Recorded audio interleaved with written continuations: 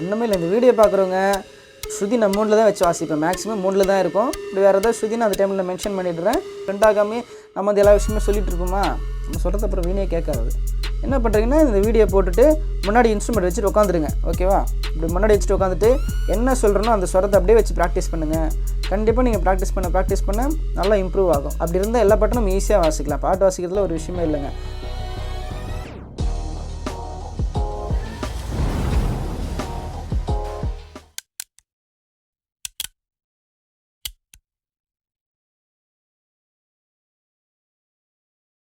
வாங்க அனைவருக்கும் வணக்கம். இப்போது லாஸ்ட் கிளாஸில் ஏகதாளத்தை பற்றி பார்த்தேன் இல்லையா? இன்றைக்கி என்ன பண்ண போகிறோன்னா அதுக்கடுத்து அப்படியே வந்துடலாம். ரூபக தாளம்.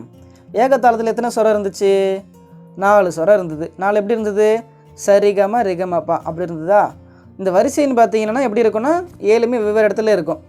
துருவ மட்டிய ரூபக ஜம்பை. ஓகே, ரூபக தாளம் எத்தனாவது வருது? துருவ மட்டிய ரூபக 3ஆவதாக வருது. ஆனால் ஏகதாளம் எத்தனாவது வருது? 7ஆவது வருது. ஓகேவா? ஏன் அதுக்கும் இதுக்கும் இடையில மாற்றி வாசிக்கிறோன்னா கொஞ்சம் ஸ்டெப் பை ஸ்டெப்பாக போகிறோம். ஓகேவா? எதுலேருந்து ஏகத்தாளம் கொஞ்சம் ஈஸியாக 4 ஸ்வரம் மட்டும் இருந்தது. ரூபக தாளத்தில் 6 ஸ்வரம் இருக்குது. ஓகேவா? அங்கே எத்தனை 4, இங்கே 2, அப்போ இங்கே 6.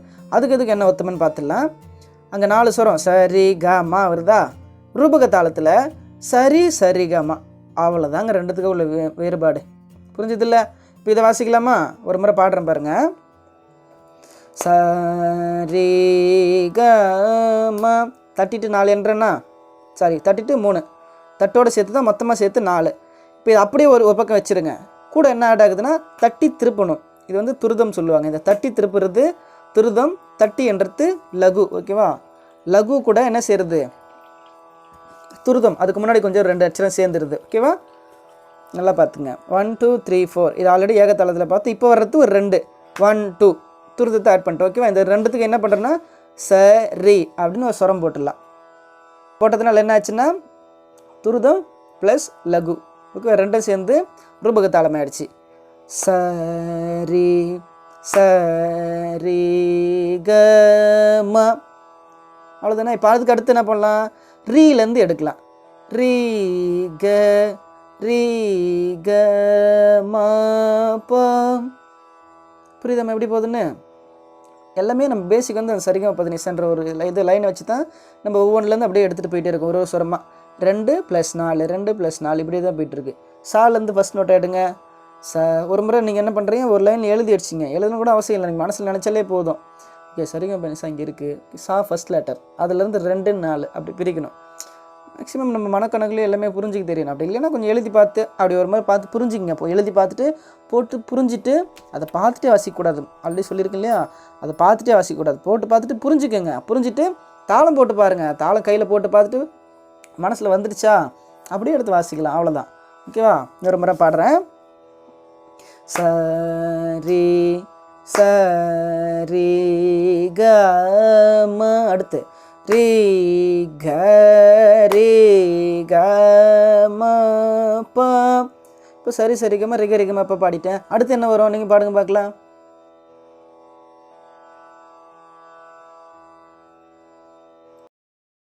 அவ்வளோதானே. சாலை நான் பாடிட்டு ரீல முடிச்சாச்சு. அடுத்து என்ன வரும்? கா தான் வரும். புரிஞ்சுதா? க ம க ம ப த. அடுத்து மா ப மா ப த நீ ப த ப த நீ ச. புரிஞ்சுங்களா? அவ்வளோதான். இந்த அசனிங் ஆர்டர் முடிச்சிட்டாலே டிசனிங் ஆர்டர் ஈஸியாக வந்துடும். அசனிங் ஆர்டர் டிசனிங் ஆர்டர் பெரிய வார்த்தையில் ஒன்றும் இல்லைங்க. ஆரோகணம் அவரோகணம் அவ்வளோதான். அதுதான் வந்து ஏறு வரிசை இறங்கு வரிசைன்னு நம்ம சொல்கிறோம். ஓகேவா? சரஸ்தானம் கீழேருந்து மேலே வைக்க போகிறது என்னது? மேலேன்னா இது வேணும் ஹைட்டாக இருக்குது, இது மேலே இருக்குன்றது அப்படியே அர்த்தம் இல்லை. ஸ்வரஸ்தானத்தை பொறுத்த வரைக்கும் ஸ்டெப் பை ஸ்டெப்பாக எப்படி ஸ்வரத்தோட அளவு போயிட்டு இருக்குது, அதுதான் வந்து சவுண்டு அளந்து உயர்ந்துகிட்டே போயிருக்கு இல்லையா? சரி க ம ப த நீ சா இப்படி உயர்ந்துகிட்டே போகிறதுனால தான், அதனால தான் அது ஆரோகணம்னு சொல்கிறோம். வீணையை பொறுத்த வரைக்கும் இது டவுனாக இருக்குது, இது வந்து எப்படி மேலே போகுது அப்படின்னு கேட்டுறாதீங்க. ஓகேவா? இது வந்து ஸ்வரஸ்தானத்தில் மேலே போகுது. அவ்வளோதான். ஓகே, போகலாம். வாசிக்கலாமா? இன்ஸ்ட்ருமெண்ட் அதே மாதிரி தான். இன்ஸ்ட்ருமெண்ட் எடுத்துங்க, ரெடி பண்ணி வச்சுக்கோங்க. ஆயில் எடுத்துக்கோங்க. ஸ்வரம் ஒன்று தான், எல்லா இன்ஸ்ட்ருமெண்ட்டும் வாசிக்கலாம். ரெடியா? கமகத்தை பொறுத்த வரைக்கும் மாயமாலை கோலையில் இந்த வாசிக்கிற ராகம் இல்லையா, இந்த ராகத்தில் சாப்பா அதை தவிர எல்லாத்தையும் அசைச்சு வாசிக்கலாம், தப்பே கிடையாது. இப்போ பா கிட்ட போய் வாசிக்கிறேன்னா அது பா வாசிக்கிறது இல்லை, பாக்குள்ளே தாவை அனுசுரமாக கொடுக்குறோம். ஓகேங்களா, அதை மட்டும் புரிஞ்சுக்கங்க. ஓகே, இப்போ போகலாம். இப்போ சரி சரி கமா, நீங்கள் வாசிங்க.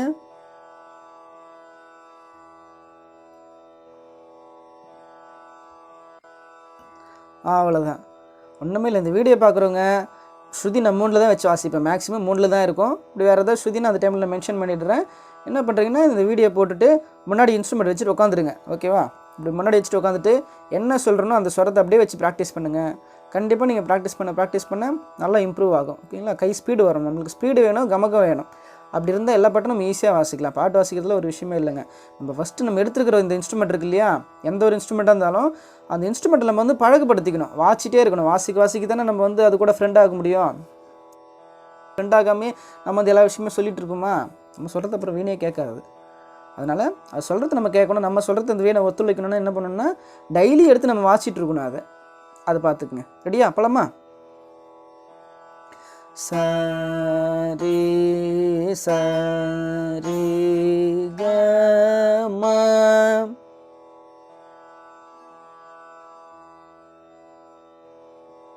அடுத்து ரே க ரே க ம ப,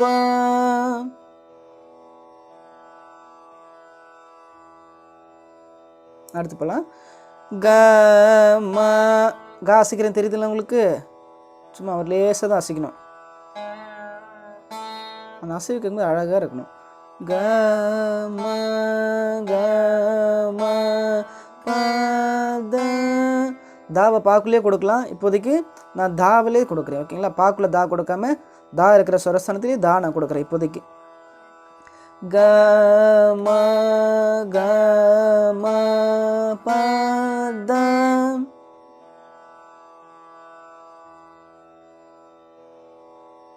அடுத்து ம ப ம ப த நீ,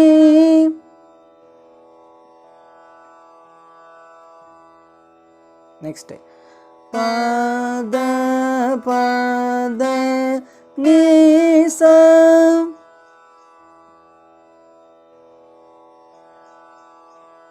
அவ்வளோதான். Descending order. ச நீ ச நீ த ப,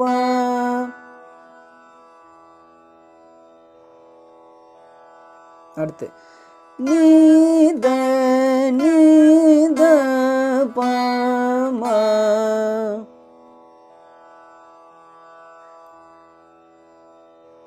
அடுத்து போலாம். த ப ம க,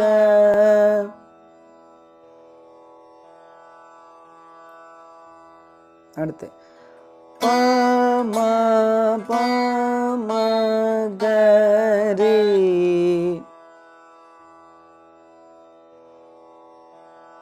அடுத்து ம க ரே சா,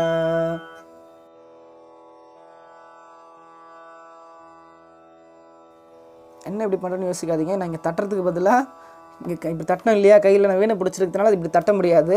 அதனால் சும்மா நான் இந்த தட்டு ஃபஸ்ட்டு கவுண்டிங் மட்டும் அப்படி காட்டுறேன். ஓகேவா, 1 2 3 4 அப்படி காட்டுறேன். அதனால் என்ன இப்படி பண்ணிகிட்ருக்குன்னு யோசிக்காதீங்க. நீங்கள் வீணை பிடிச்சிருக்கனால தட்ட முடியாது, அதனால் இங்கேயும் தட்ட முடியாது, கால்லையும் தட்ட முடியாது, கட்டினாலும் தெரியாது இல்லையா. அதனால் 1 அப்படின்னு பண்ணிடுறேன். ஓகே, அது புரிஞ்சுக்கங்க. இப்போ என் கூட சேர்ந்து வாசிக்கிறீங்களா? சரி சரி க ம ரே க ரே க,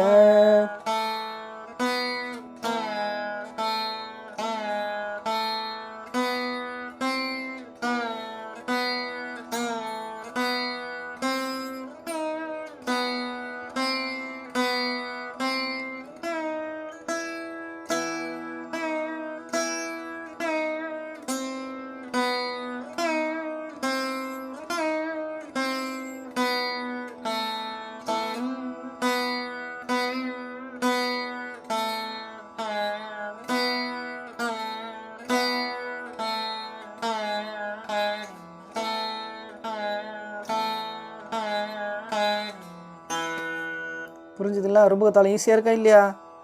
இன்னமும் கஷ்டமாக இருக்கா என்ன? ஒன்றுமே இல்லை. ஏகத்தாளம் நீங்கள் வாசிச்சிங்கன்னா ரூபகத்தாளம் ஈஸி தான். அங்கே 4 இங்கே 2 4 அவ்வளோதான். அந்த 4 மாறவே மாறாது. ஏகத்தாளத்தில் 4 வாசிச்சிங்களே அது 4 மாறாது. அந்த 4 அப்படியே தான் இருக்குது, ஸ்டாண்டர்டாக இருக்குது. நல்லா புரிஞ்சுக்கங்க. சரி க மா, அடுத்து போனால் ரிக மப்பான்னு போதா, ரிக மப்பா, அது அப்படியே தான் இருக்குது, அது மாறல. கூட வந்து 2 ரூபகத்தாளத்தில் ப்ளஸ் ஆட் ஆகுது. ஓகேங்களா? சரி கமாக்கு முன்னாடி ஒரு சரி ஆட் ஆகுது. சரி சரி க ம ரீ க மப்பா. எவ்வளோதாங்க விஷயம். ரூபகத்தாளத்துக்கு ஒரு பெரிய கஷ்டமே இல்லை. அடுத்தடுத்து நீங்கள் ஸ்பீடு ப்ராக்டிஸ் பண்ணிக்கிங்க. ஓகேவா? நம்மளுக்கு என்னென்ன வேணும் சொல்லியிருக்கேன்? கமகம் வேணும், ஸ்பீடு வேணும். அதான் சங்கதியில் நம்மளால் ஈஸியாக வாசிக்க முடியும் இல்லையா? அதேமாதிரி ஸ்பீடுன்னு ஒரேடியாக ஓடிட்டு இருக்கக்கூடாது.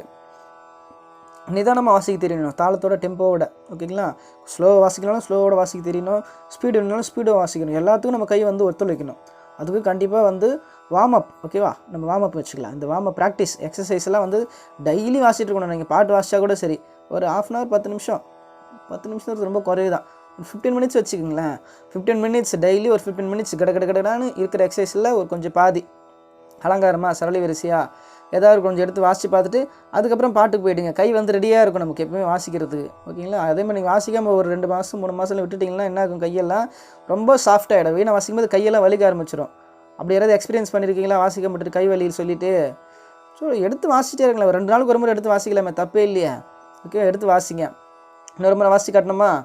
சரி வாங்க வாசிடுவோம். என் கூட சேர்ந்து வாசிக்கிறீங்களா? ஒரு முறை வாசிச்சுட்டு நான் அடுத்த ஸ்பீடை வாசித்து காட்டுறேன். என் கூட சொல்லிட்டுமா? நான் சொல்கிறத நீங்கள் ஃபாலோ பண்ணிக்கிறீங்களா? ரெடி.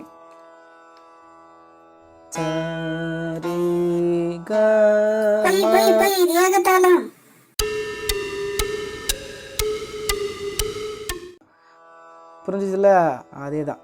ரூபகத்தாளம் ஏகத்தாளம் வேறு வேறு. ஓகேவா? சரிகமான்றது ஏகத்தாளம், சரிகமான்றது ரூபகத்தாளம். போகலாம். சரி சரி க ம.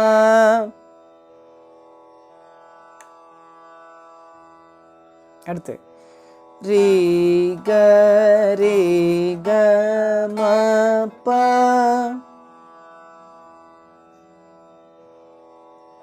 அடுத்து க ம ப த.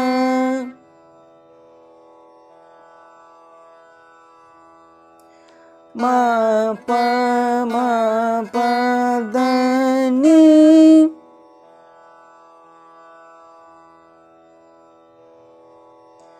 ப த நீ சா.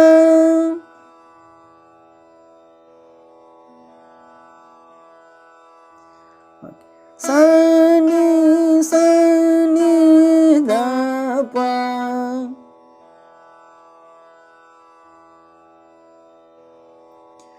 நீ த ப ம.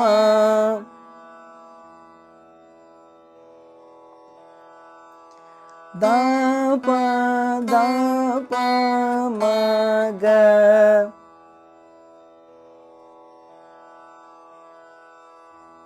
ப ம க ரே.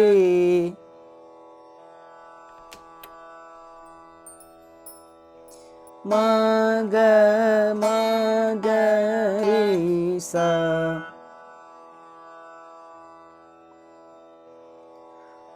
ஓகே, கடைசி வரையும் பார்த்தவங்களுக்கு ஒரு டிப்ஸு. ஓகேவா? என்னென்னு வாசிக்கும் போது கவனிச்சிங்களான்னு தெரியல.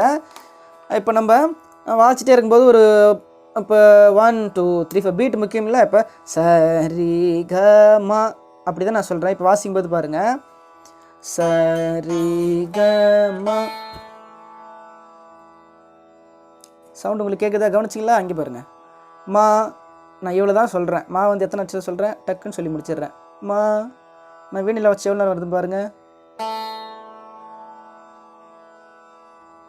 ஒழிச்சிட்டே இருக்கா? இப்போ தான் அடங்கியிருக்கு. ஓகேவா? மா